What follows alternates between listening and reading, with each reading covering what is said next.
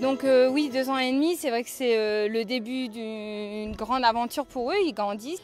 Et donc on passe vraiment des moments privilégiés avec les tout petits parce que c'est là où ils font leurs premières activités, leur première fois que les parents ne peuvent pas forcément voir puisqu'ils travaillent. Et c'est important et cette relation avec les parents est aussi importante puisque nous on fait des transmissions le soir. Et dans les journées, de ce fait, on essaye de faire des photos, des vidéos. Le carnaval, cette année, nous l'avons fait sous forme de vidéo, puisqu'avec la crise sanitaire, on ne pouvait pas accueillir les parents. Et donc voilà, les transmissions vidéastes ou orales, on essaye de les favoriser, surtout chez les tout petits. Donc à l'année, on fonctionne avec un projet pédagogique, donc avec une thématique appropriée sur l'année. Cette année, on était sur l'éco-citoyenneté, donc c'est le thème de l'office, mais qu'on reprend aussi dans chaque tranche d'âge, adapté à chaque enfant. Et ensuite, tout le long de l'année, on essaye de respecter des valeurs, le partage, le respect. Mais ces valeurs, dès le plus jeune âge, la question de la solidarité, quand on a 3 ans ou 4 ans, apprendre à prêter le jouet avec lequel on est en train de jouer, les initiations autour de jeux de société, ce sont déjà les prémices de l'apprentissage de la vie en société, de toute façon. Et donc de cette forme de valeur qu'est la solidarité, de partage. Donc dès le plus jeune âge, on peut apprendre ça. Et c'est ce que nous cherchons dans les différentes animations que nous mettons en place, dès le plus jeune âge. Nous, à l'office, on a cette valeur d'accueillir tout public, donc ainsi que les enfants porteurs de handicap. On en a déjà eu, ils connaissent, et c'est pour ça que rien ne doit être tabou, on doit vraiment expliquer. Et on est vraiment dans cette valeur-là, c'est vraiment important. Là, on a un projet pour travailler avec une maison de personnes handicapées, justement, vraiment faire un partenariat avec eux. On favorise l'autonomie par des activités libres. Le choix de l'enfant est très important, on ne peut pas l'oublier, on ne peut pas leur imposer quelque chose. C'est le choix de l'enfant, donc on favorise ça aussi, donc tous les matins, tous les soirs, le temps calme également, sous forme de jeux de société. Et voilà, et après on leur demande de participer aux tâches comme débarrasser le goûter, mettre sur un plateau, les choses à leur niveau, mais on trouve ça important chez nous en tout cas, de favoriser l'autonomie.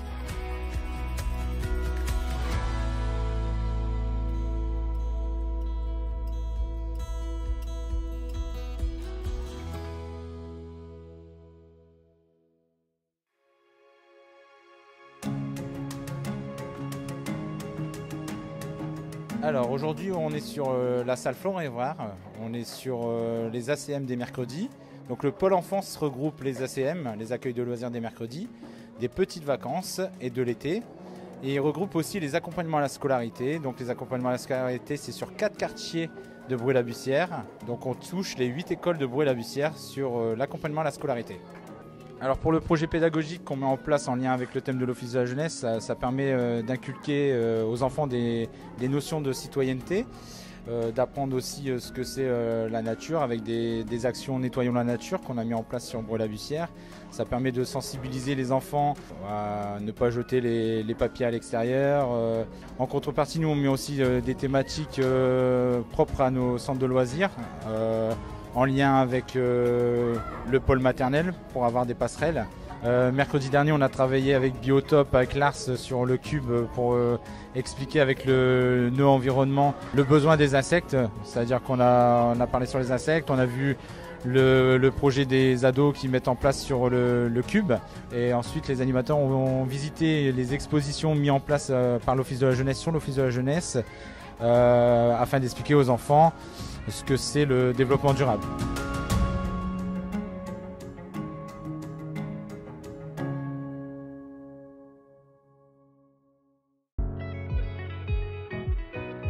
Chacun, chacune, dans sa vie, continue à grandir.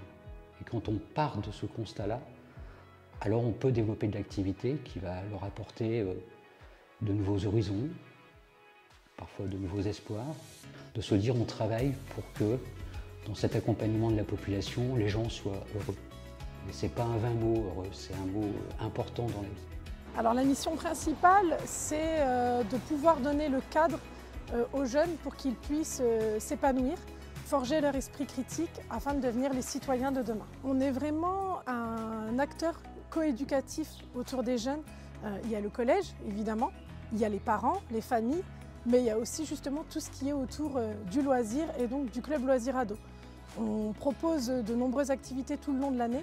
Toutes ces activités répondent à notre projet pédagogique annuel écrit par une équipe d'animateurs professionnels qui tend vers des objectifs. Notre objectif est évidemment de les pousser vers l'autonomie, de forger leur esprit critique, qu'ils puissent justement réfléchir par eux-mêmes. Je considère que leur attente quand ils viennent ici, leur première attente évidente, je l'ai dit avant, c'est de se marrer, c'est de passer un bon moment. Puis il y a ce climat de confiance aussi. C'est ce qui est sympa aussi dans le rôle d'animateur auprès des adolescents, c'est que tu vas retrouver quelque chose un lien qui est très fort. Mais notre objectif est vraiment d'être présent et aussi de les aiguiller au mieux dans cette période qui est quand même une période de transition très difficile entre l'enfance et l'âge adulte. On ne sait pas vraiment comment se placer, ils sont en train de construire leur avenir. Quelle voie professionnelle vont-ils prendre? Donc on est vraiment un appui dans ces moments-là, dans ces interrogations. L'une de mes spécialisations, une spécialisation que je peux avoir, c'est le skate. Mon objectif, c'est pas de faire en sorte qu'ils deviennent des pros du skate. Mon objectif, c'est de faire en sorte qu'ils prennent confiance en eux. Tu sais, monter sur une planche, c'est pas facile. Apprendre à tomber, du coup à se relever. Il y a tout ça, tous ces moments que tu vas passer, c'est des moments assez intenses en fait, que tu vas passer avec eux, font que, il y a une relation, tout simplement humaine, qui est créée.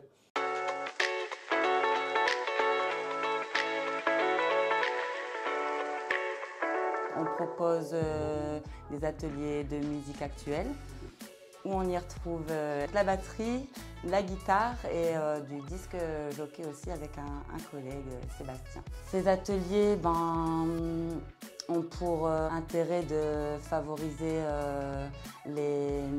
la découverte artistique et culturelle.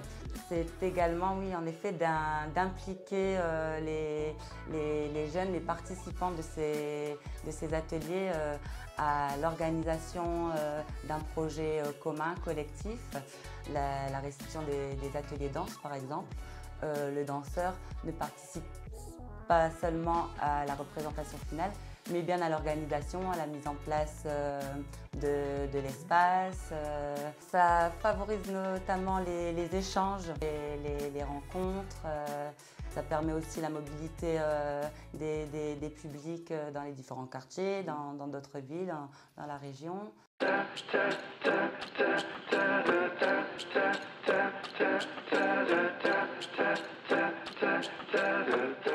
Le conseil municipal des jeunes, c'est des jeunes brésiliens entre 14 et 21 ans qui veulent s'engager pour faire quelque chose bien pour la ville, pour améliorer la vie quotidienne des jeunes en fait. Et on a des idées, c'est des jeunes en fait qui viennent avec les idées, qui développent des idées. J'aide après de les mettre en place et en fait, qu'est-ce qu'on fait vraiment? C'est des jeunes qui écrivent le projet. Après, on regarde qu'est-ce que c'est possible, on cherche des subventions. Les jeunes ont eu l'idée de construire des bons pour la ville.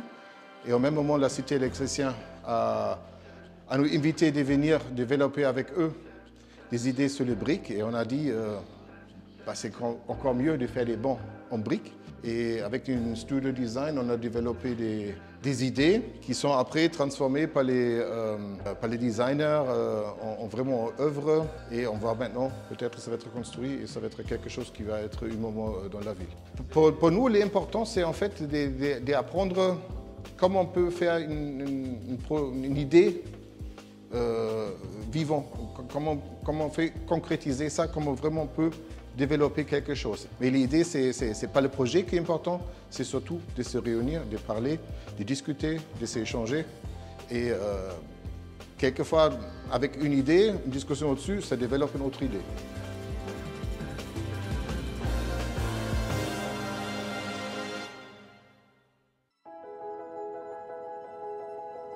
Encore que nous développons aujourd'hui des activités que nous appelons Action Collective Famille, où nous pourrions avoir des familles qui ont des enfants en très bas âge, des bébés, et avec lesquels il pourrait y avoir des activités d'accompagnement, d'aide, ne serait-ce qu'à travers les loisirs d'ailleurs. Par rapport à des valeurs, il y en a deux, trois qui sont centrales. La valeur de solidarité, c'est quelque chose de déterminant, une forme de fraternité. des principes de laïcité, c'est-à-dire que nous nous adressons à tous et toutes, quelle que soit l'origine.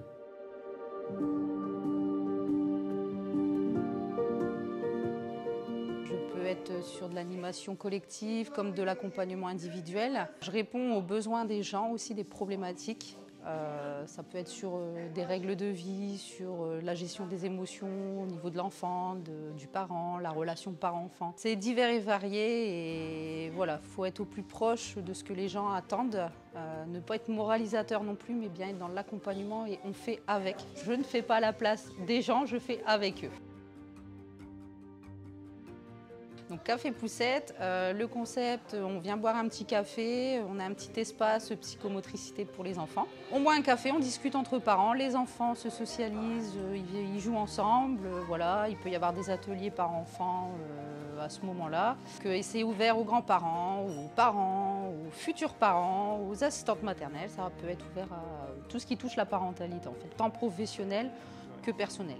Alors moi j'ai toujours une phrase qui me motive à chaque fois, c'est on ne naît pas, donc du verbe naître, parent, on le devient. C'est pas inné, ça s'apprend, on fait des erreurs, on rebondit et l'objectif c'est de déculpabiliser aussi le parent. Et après il y a l'action et l'action ça passe par le jardin partagé, ça passe par des soirées parents-enfants. Les actions sont les moyens, enfin, c'est par lequel on passe pour transmettre le message. Et c'est plus ludique aussi pour les enfants parce qu'il y a aussi la phase d'information pour les parents, mais pour l'enfant aussi. Il faut que l'enfant comprenne voilà, ce qui se passe dans son quotidien.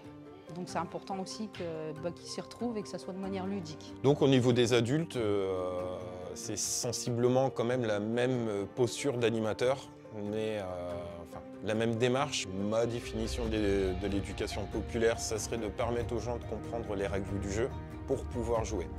Qu'ils jouent ou pas, ça ne m'appartient pas, mais faire en sorte que ce soit les ados ou les adultes, si c'est cette prétention qu'on a, de réussir ou pas, mais au moins on essaie de faire en sorte qu'ils puissent comprendre les règles. Essayer de faire en sorte que quand on dit citoyenneté, autonomie, tout ça, ça ne soit pas de la langue de bois, mais que ça soit quelque chose de concret, de penser, que ça soit une réelle intention. Parce que c'est facile aujourd'hui de dire ça, de dire si, mais le faire, c'est autre chose. Réussir à le faire, c'est encore autre chose. Mais déjà essayer, je pense que c'est déjà pas mal. Vous savez, ce proverbe africain qui dit « seul on va vite, ensemble on va loin ». On a fait un peu nôtre ce proverbe africain. Alors l'animation, voilà, c'est l'activité principale de l'association. Mais sans les fonctions support, administratives, logistiques et techniques, celles-ci ne peuvent pas avoir lieu. C'est une interrelation, pour ne pas dire une interdépendance, très forte. Et au siège, c'est un peu le cœur de ces fonctions support. Et ça n'est pas que descendant, c'est aussi transversal. C'est l'horizontalité nécessaire pour que les interrelations puissent se faire de manière harmonieuse. Vous savez, c'est comme une chaîne. Il manque un maillon, la chaîne elle est rompue, et l'animation au bout de la chaîne elle se met pas en place.